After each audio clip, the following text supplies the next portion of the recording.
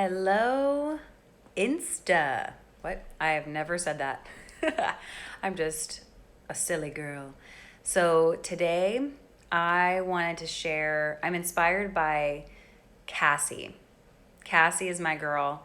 She's someone I worked with for 6 months and also someone who just got diagnosed with mold poisoning, just like myself. So I wanted to share a little bit about what happened with me so I can inspire you to also look at the root of your health issues, okay?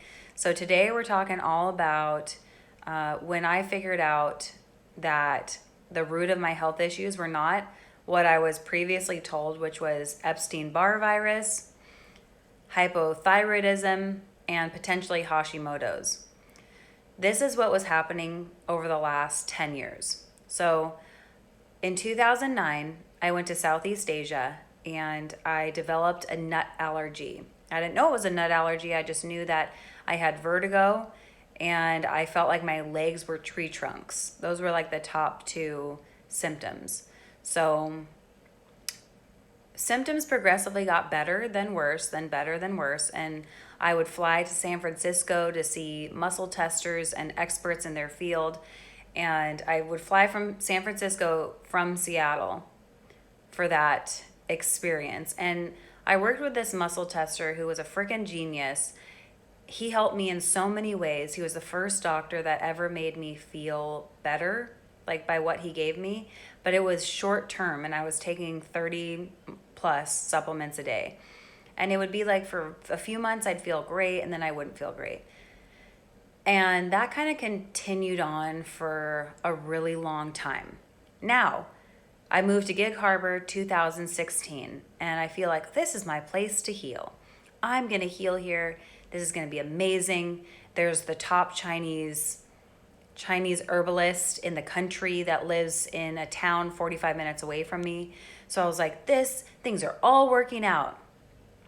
So I started taking Chinese herbs and I was doing acupuncture and I was doing supplements, taking supplements and doing as much as I possibly could. I went plant-based. So I was pretty good for about a year. Wasn't having too many symptoms. And then I had Bodhi. And it was a traumatic C-section. So they say that when you have, doctors, researchers, scientists say that when you have a traumatic childbirth or just childbirth, you get this hormone dump. And that's exactly what happened. I got a hormone dump and I basically felt like I was dying. But doctors were like, oh, you're just not sleeping. You got a new baby, new mom stuff. Regular. And I was like, God, how do moms feel like this and continue on with their lives? This is terrible. So it wasn't regular mom stuff, which my intuition was telling me. And I got a lot of tests. Probably have spent, I'm guessing, anywhere from $100,000 to $200,000 over the last 10 years in medical bills and procedures and supplements and testing and urine tests and blood tests and stool samples and meeting with so many different people and psychologists telling me that it's in your head. You got anxiety. And I was like, why do I have anxiety? I always wanted to know the root. Why am I having this? If I'm having anxiety, why? Like, obviously something is happening chemically to create this. So I want to know why, because I don't want to live like this. So then in 2020, March 2020, when the whole world shut down, there was a domestic fight with people in our neighborhood. And I heard it. I heard it through my windows. And it triggered my nervous system to shake. Like, I started shaking and I just didn't feel safe. I didn't feel good. And I didn't know what was going on. I'm like, I don't know why I'm shaking. My empath gifts grew to a different dimension where now I felt like I was feeling her shaking. The woman who was involved in the domestic violence case, I felt like I was feeling her shaking. And it was kind of the beginning of the end. from March to July, I would tremble in bed. Like I would tremble, not know why. I would stare up at the ceiling, not being able to sleep, and swallowing hundreds and hundreds of times. Like just, I was like a frozen mummy, just not able to do much because when you're sleeping, you're not functional. So that was happening, and I was like, why is this happening to me? Then in July of 2020, I had my first panic attack, and thankfully I've had maybe 5 since then. Like from July to January, I had maybe 5 of them. And the first one after the panic attack, I was like, oh, I felt so much better because it was like an adrenaline dump. And I was like, oh, maybe my body just got pushed to the brink, and that's what I needed. Like a little, felt like almost like how a shot of alcohol probably feels to people when it like takes the edge off. That's how it felt. But then the panic attacks, I would have them and I would not feel better after. I was like, I'm still having that feeling like I can't swallow and I can't breathe. I knew something was going on. So March is when this really like lingering symptoms like got worse. What also happened is that a major termite killing company came and sprayed our house for mice. They came in full hazmat suits. I was not aware that there was going to be anything sprayed. They sprayed in our what do you call it? Not attic, crawl space. They sprayed in our crawl space. I was teaching a bar class in the kitchen, and I breathed through the vents whatever they were spraying, and I was like, and I started feeling like I couldn't breathe. So those things were happening. So that's kind of the backstory. So I started feeling like I couldn't breathe. And then July, I started having the panic attacks. December, I thought it was it. I wrote letters to family members telling them goodbye because my skin was yellow and I knew I was going soon. I was like, I don't know what it is. Even my naturopath, I said, I feel like I can't breathe. And my heart rate is 130 when I'm just sitting doing nothing. Like something is going on. And she said, I don't know how to help you. Go to the ER. And so to me, that was her giving up, which meant, okay, well, no one can help me. I'm going to give up now. Like whatever that means, whatever is coming for me, there's nothing I can do. I've never felt like this. I've never felt so horrible. And I'm talking like no energy to take a shower, and was like slithering to the bathtub to take a bath multiple times a day because it was the only thing that made me feel somewhat okay. So real bad. And then I meet the wonderful Dr. Ashley Beckman. She's a functional doctor out of LA. And we have a discovery call, and I tell her my symptoms, and she said, have you ever been tested for mold? No, I haven't been tested for mold. Well, based on what you're telling me, I wouldn't be shocked that you have definitely some different types of mold. And we can also look at pesticide poisoning from when the people sprayed your house. So I take the tests, the urine tests, the blood tests. I don't even remember what other tests. And my results come back a few weeks later. And she's like, well, you definitely tested high for, I could pull up the tests, but I'm not going to because I don't know where they are right now. But you definitely tested high for multiple types of mold.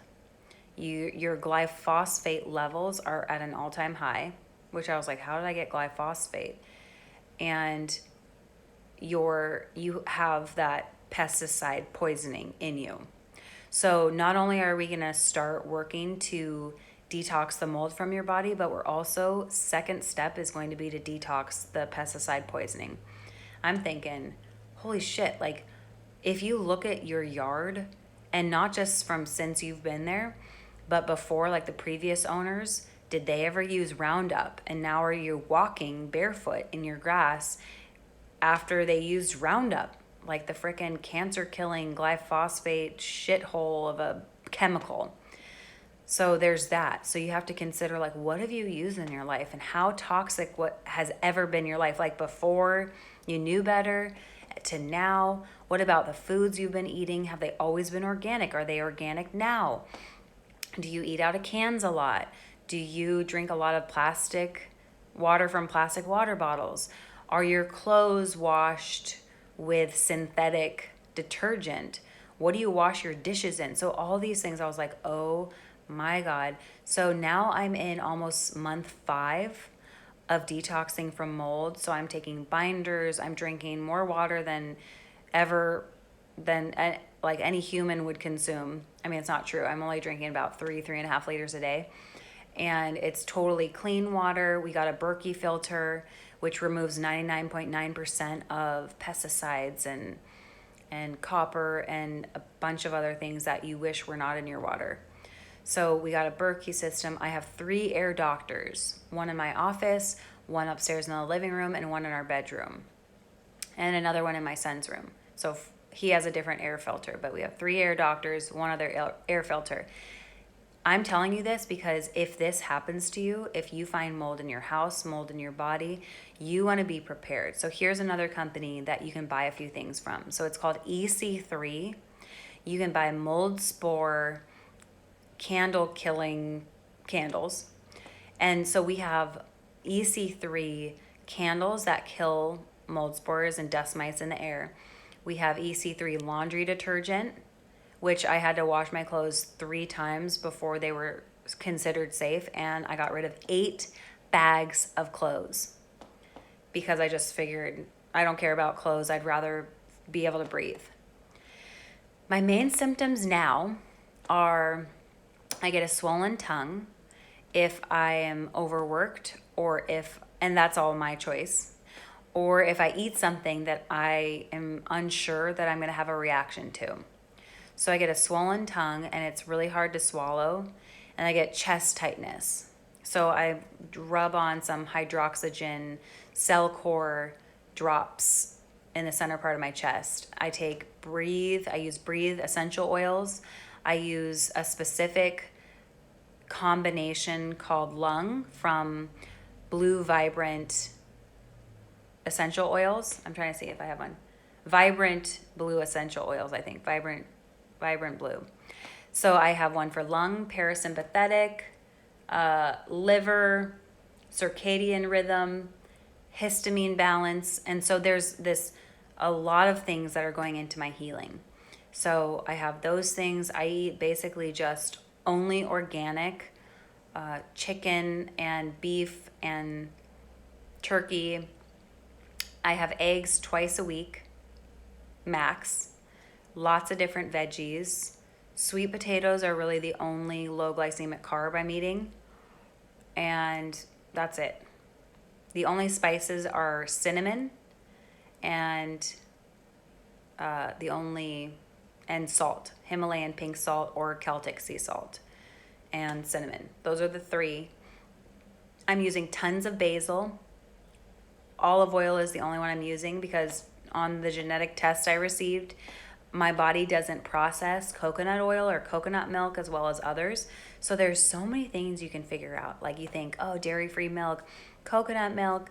Well, if you have troubles digesting certain fats, you probably don't want to go near coconut milk or like all these things. But you don't know that until you take these gigantically expensive tests. Some of them are not that expensive, some of them are. So if any of these symptoms resonate with you and you're like, maybe something's going on, I don't know, I would rather spread the message of get tested for mold, get tested for everything. You don't have to live your life feeling health challenged the whole time. Get to the root. I love you. Goodbye.